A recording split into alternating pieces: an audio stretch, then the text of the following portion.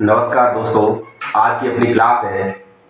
आज का टॉपिक है क्लास में बिंदु, रेखाखंड और रेखा। इसके बारे में छोटी छोटी डिटेल से पढ़ेंगे अपन। बिंदु क्या होता है, कैसे बढ़ता है और कितनी इसकी लंबाई चौड़ाई और ऊंचाई मोटाई वगैरह बोलते हैं उसको, कितनी होती है ना। तो आज पहला टॉपिक अपना है बिंदु। आराम से इसको बढ़िया तरीके से समझेंगे। देखो, बिंदु होता क्या है देखेंगे। बिंदु बिंदु क्या है, एक स्थिति को दर्शाता है या प्रदर्शित करता है कि कौन सी जगह कौन सी वस्तु है ना। या फिर बोलेंगे कि बिंदु, पेन या पेंसिल की नोक को बिंदु बोलते हैं। किसको? पेन या पेंसिल की नोक को बिंदु बोलते हैं। बिंदु क्या होता है, इसको आपको देखो, इसकी छोटी सी परिभाषा आप देखेंगे इसमें डिटेल से। पेन या पेन या पेंसिल की पेन या पेंसिल की नोक को बिंदु बोलते हैं या कहते हैं। पहला आपका टॉपिक है बिंदु। बिंदु किसे कहते हैं, कोई पूछ ले तो आप बोलोगे पेन या पेंसिल की नोक को बिंदु कहते हैं। ये छोटी क्लास के अंदर भी और बड़ी क्लास के अंदर भी आता है कि क्या होता है बिंदु। तो पेन या पेंसिल की नोक को बिंदु कहेंगे। और बिंदु होता क्या है, किसी भी स्थिति को दर्शाता है या प्रदर्शित करता है। देखो यहाँ पे ये है, तो पेन या पेंसिल की नोक हुई, उसको बिंदु कहेंगे। बिंदु किसी भी स्थिति को दर्शाता है या प्रदर्शित करता है। तो आप सीधा सीधा याद रखेंगे, पेन या पेंसिल की नोक को बिंदु कहते हैं। बिंदु किसी भी स्थिति को दर्शाता है या प्रदर्शित करता है। ठीक है बच्चों, हम देखेंगे इसके अंदर ये बिंदु है। बिंदु को इसका नामकरण कर देंगे, इसको ए, है ना। अपना यहाँ पे देखेंगे ये और बिंदु है, तो इसको क्या बोलेंगे, बी, है ना। अब देखेंगे इसके अंदर कितने बिंदु हो गए आपके, तो किसी भी स्थिति को दर्शाता है। जैसे ए को दर्शा रहा है कौन सा बिंदु, ए यहाँ पे, और ये बिंदु किसको दर्शाता है, बी को। तो हमने बताया था बिंदु, पेन या पेंसिल की नोक को बिंदु कहते हैं। बिंदु किसी भी स्थिति को दर्शाता है या प्रदर्शित करता है। ठीक है बच्चों। अब दूसरा क्वेश्चन आपको मैंने बताया था, दूसरा जो टॉपिक है अपना वो है रेखाखंड। क्या है, रेखाखंड। अभी तो आपके छोटी छोटी क्लास है, ये आपके छोटे छोटे टॉपिक हैं, फिर पूरा आपके अंदर प्लेलिस्ट में डाला जाएगा पूरा वीडियो, पूरी क्लास का। अभी ये रेखाखंड है, इसके बारे में एक चीज और है। पेन या पेंसिल की नोक को बिंदु कहेंगे।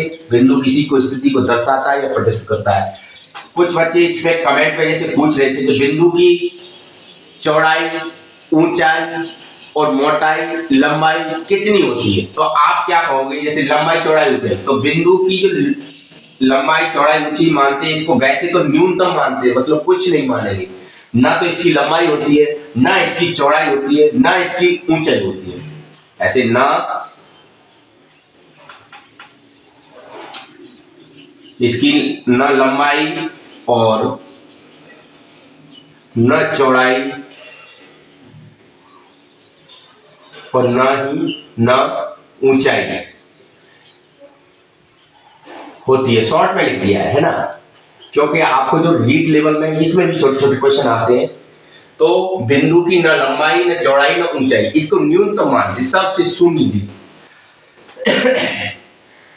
न्यूनतम मतलब कुछ भी नहीं होती, ना लंबाई, ना चौड़ाई, ना ऊंचाई।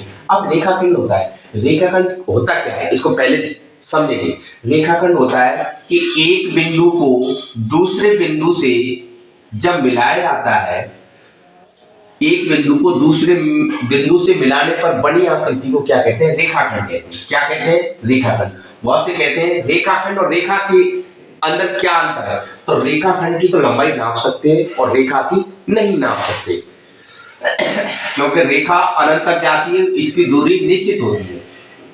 रेखाखंड एक बिंदु से दूसरे बिंदु से मिलाने से बनी आकृति रेखाखंड कहलाती है ना।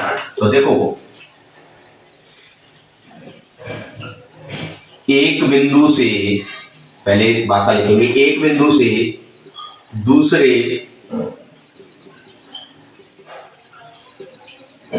बिंदु को एक बिंदु से दूसरे बिंदु को मिलाने पर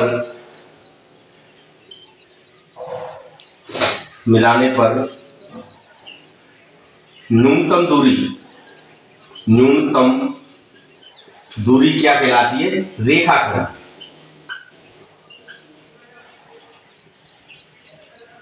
एक बिंदु से दूसरे बिंदु को मिलाने पर बनी आकृति को रेखाखंड कहते हैं, या बोलेंगे एक बिंदु से दूसरे बिंदु को मिलाने पर न्यूनतम दूरी रेखाखंड कहलाती है। मौसम बदल रहा है, कहलाती है। देखो आप देखोगे इसके अंदर यहाँ एक बिंदु हुआ या दूसरा बिंदु हुआ, एक बिंदु ए हो गया, दूसरा बी हो गया। तो देखो इस बिंदु को अपन यहां से यहां मिलाएंगे, सीधा मिलाएंगे, है ना। तो आप कहो सर जी इस बिंदु को ऐसे भी तो मिला सकते हैं, तो जब भी तो इस बिंदु को ऐसे नहीं मिलाना है, न्यूनतम दूरी तो क्या होगी? यहाँ सीधी होगी, है ना। तो सीधी मतलब इसी परिभाषा को कहेंगे एक बिंदु से दूसरे बिंदु को मिलाने पर बनी, या एक बिंदु को दूसरे बिंदु को मिलाने पर न्यूनतम दूरी यानी सबसे कम दूरी को क्या कहते हैं? रेखाखंड। और रेखाखंड को क्या है? इसकी दूरी निश्चित होती है ना, इसको नाप सकते हैं अपन। अब तीसरा टॉपिक है आपका रेखा। इसको भी थोड़ा सा देख लेते हैं कि रेखा क्या होती है। रेखा के बारे में अपन देखेंगे। देखो रेखा एक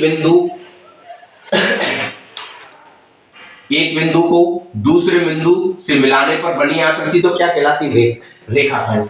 आप देखेंगे अब रेखाखंड बन गया, रेखाखंड को दोनों तरफ अनंत तक बढ़ाएंगे, यानी अपन दोनों तरफ अनंत तक बढ़ाएंगे तो क्या कहलाएगी? रेखा कहलाएगी। देखो ए बिंदु और बी बिंदु, तो ए बिंदु को आराम से समझेंगे इसको, ए बिंदु को दूसरे बिंदु बी से मिलाने पर बनी आकृति तो रेखाखंड कहलाती है। रेखाखंड को दोनों तरफ बढ़ाने पर, दोनों तरफ कहां तक बढ़ाएंगे? असीमित लंबाई, यानी असीमित जिस निश्चित नहीं है, या ऐसे बोलेंगे अनंत, जिसका मान निश्चित नहीं, कहीं भी बढ़ा सकते हैं आप। बढ़ाओगे सीधी तो रेखा अनंत तक जाएगी। तो इसमें ब्रैकेट में लिखेंगे एक रेखाखंड को, शॉर्ट में लिखा देता हूं, रेखाखंड को दोनों तरफ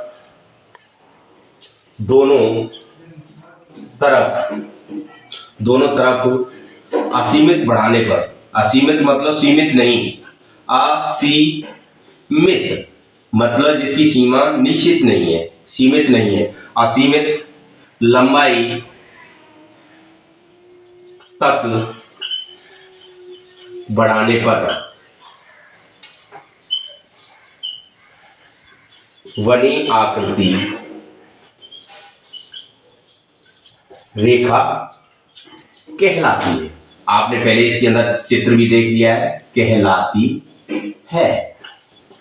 देखो आज का टॉपिक था बिंदु, रेखाखंड, रेखा। बिंदु क्या होता है? पेन या पेंसिल की नोक को बिंदु कहते हैं।